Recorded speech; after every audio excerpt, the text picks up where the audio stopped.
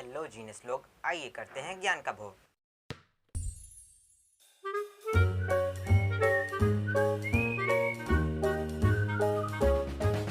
पिछली वीडियो में हमने देखा था कि कोणों के त्रिकोणमितीय अनुपात कैसे निकालते हैं और इन्हें याद करने का क्या तरीका होता है।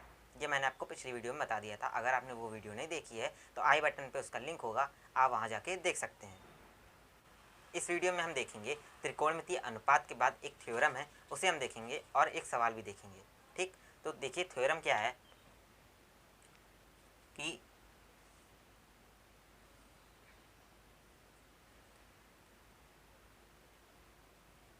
ABC एक ट्रायंगल है। ठीक, ABC एक ट्रायंगल है। अब AB को हमने आगे बढ़ा दिया और AC को भी हमने आगे बढ़ा दिया। ठीक, और इन्हें यहाँ मिला दिया तो ये हो गया D और ये हो गया E। ठीक, तो ABC और AD दो ट्रायंगल हमारे बन गए जो कि राइट एंगल ट्रायंगल है। ठीक, अब ये दोनों त्रिभुज समरूप हैं। इसके लिए हम क्या करेंगे, मान लिया कोण A। ठीक, कोण A, देखिए यहाँ पे कोण A जो है वो देखिए ABC में भी है, त्रिभुज ABC में भी है और त्रिभुज ADE में भी है कोण A। तो आपको याद होगा कि त्रिभुज चैप्टर में हमने पढ़ा था क्या कि समरूप त्रिभुज कब होते हैं, उनमें से एक कसौटी थी। ठीक, क्या ए कसौटी। ए कसौटी का मतलब क्या है, एंगल कसौटी। मतलब क्या है कि एक त्रिभुज है, एक और त्रिभुज है, दो त्रिभुज हैं, उनको हमें समरूप बताना है कि ये दोनों समरूप हैं। क्या करेंगे, देखेंगे कि ये वाला ट्रायंगल, मतलब ये वाला जो ट्रायंगल है, इसमें एक कोण इस वाले ट्रायंगल के एक कोण के बराबर हो और इसका एक कोण इस वाले ट्रायंगल के एक कोण के बराबर हो। मतलब दोनों त्रिभुजों में एक कोण इस कोण के बराबर हो, दूसरा वाला कोण इस कोण के बराबर हो, दूसरे वाले कोण के बराबर हो, तो हम कह सकते हैं कि ये दोनों जो त्रिभुज हैं वो आपस में क्या है, समरूप हैं।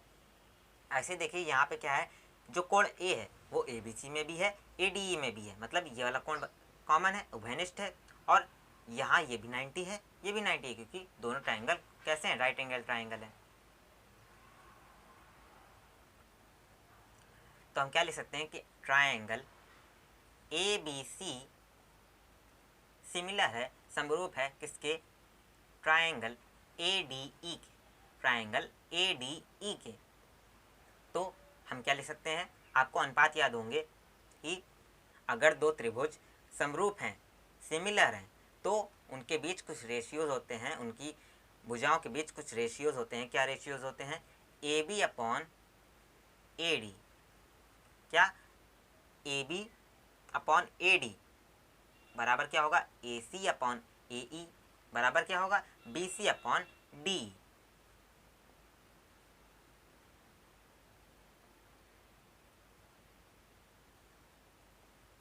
ठीक, अब AB upon AD is equal to AC upon AE आ गया, is equal to BC upon DE आ गया।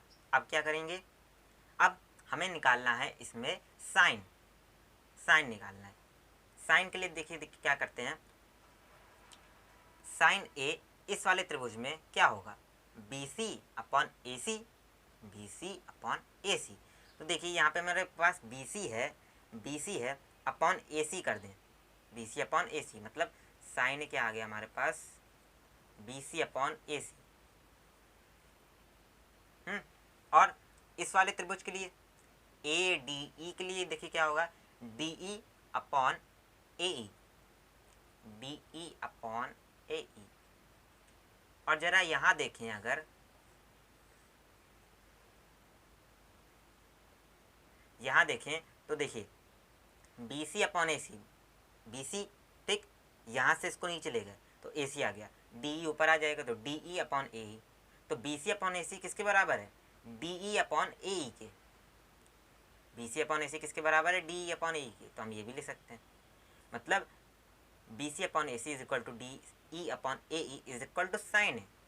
ऐसे ही हम कॉस निकाल सकते हैं। कॉस क्या होगा, ए बी अपॉन ए सी। अब चलिए यहाँ से निकाल लेते हैं, ए बी अपॉन ए सी तो ए D upon A, A D upon A, A D ऊपर चला जाएगा, ए सी नीचे आ जाएगा।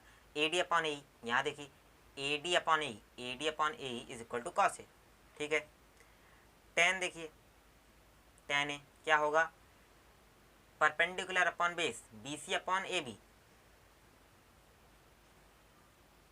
B C upon A B, B C upon A B, ये नीचे चला जाएगा तो D E upon A D आ जाएगा, D E upon A D, D E upon A D, ये आ गया हमारे पास, ठीक। तो हमने ये क्यों निकाला, हमने ये क्यों निकाला, इसके आगे भी देखिए निकाल सकते हैं, कोसेक, सेक और कॉट के। हमने ये क्यों निकाला, क्यों, देखिए टेन कॉस साइन, मतलब सब त्रिकोणमितीय अनुपात जो होंगे वो ऐसे ही होंगे, आप निकाल लीजिएगा। तो मतलब क्या है, मतलब इसका मतलब ये है कि कोण ए जो है, कोण ए जो है, इसके अगर कोई भी त्रिकोणमितीय अनुपात निकालते हैं, त्रिकोणमितीय अनुपात निकालते हैं तो कोण ए जो है वो कॉमन किस में है, इस वाले त्रिभुज में भी है, इस वाले त्रिभुज में भी है। तो दोनों त्रिभुजों में ये वाला कोण समान है। तो अगर इन दोनों त्रिभुजों में हम भुजाओं का अनुपात निकालें, भुजाओं का अनुपात निकालें तो वो समान होता है। BC और AB में जो अनुपात होगा वो DE और AD में के अनुपात के बराबर होगा। वो हमें यहाँ समझ में आ रहा है, ठीक है। और देखिए जो BC और AC में अनुपात है वो भी हमें DE और AE के अनुपात के बराबर दिख रहा है, ठीक। अब AB अपॉन AC मतलब AB और AC में, AB और AC में जो अनुपात है वो किसके बराबर है, AD और AE के अनुपात के बराबर है, ठीक। मतलब क्या है, ऐसे समझ लीजिए कि दो त्रिभुज हैं, दो त्रिभुज हैं, ठीक। ये वाला कोण दोनों में कॉमन है, ए है, मान लीजिए ए है। मैंने कह दिया ये वाली जो भुजा है वो 2 है और ये वाली जो भुजा है वो है 4, ये वाली भुजा है 2, ये वाली भुजा है 3, सॉरी ये वाली कितनी है 6। अब इसका अनुपात निकाल लीजिए, 2/4 कितना होता है, 1/2, ठीक। 3/6 निकालिए कितना होता है, 1/2। मतलब क्या है कि अगर दो त्रिभुजों में एक कोण समान है, एक कोण समान है तो उसके अगर सापेक्ष हम क्या करते हैं कि त्रिकोणमितीय अनुपात निकालते हैं। ये क्या है, साइन मतलब लंब बटे कर्ण, लंब बटे कर्ण।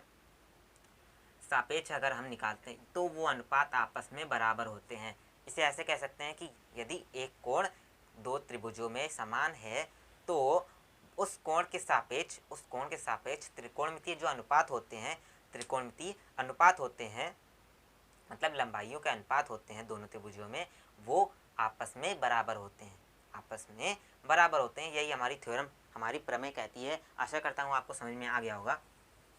अब आइए सवाल पर चर्चा कर लेते हैं। चलिए उससे पहले एक और चीज़ समझ लेते हैं, क्या है कि साइन ए, अब यहाँ इसका मतलब ये नहीं है साइन ए का कि साइन का ए से गुणा है।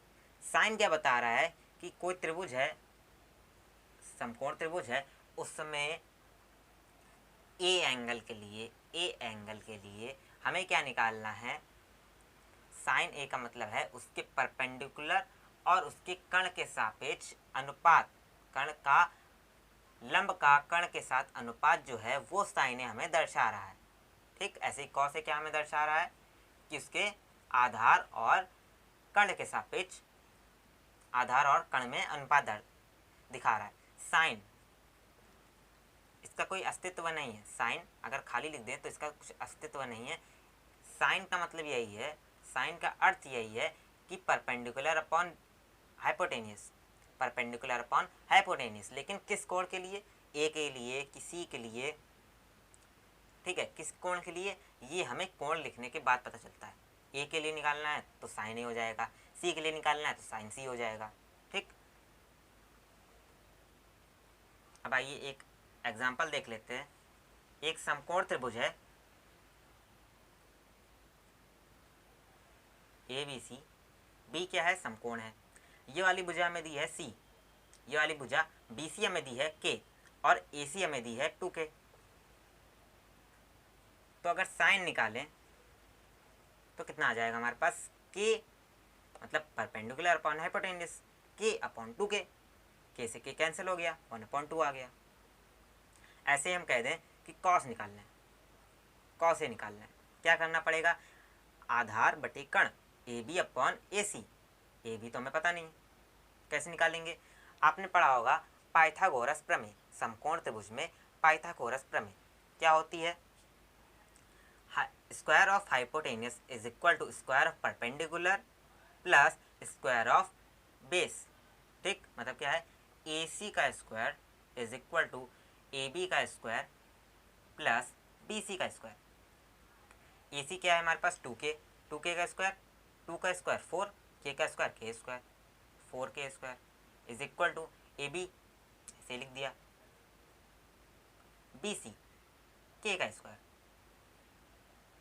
ए बी का स्क्वायर हमारे पास क्या आ गया, ए बी का स्क्वायर हमारे पास आ गया 3k स्क्वायर।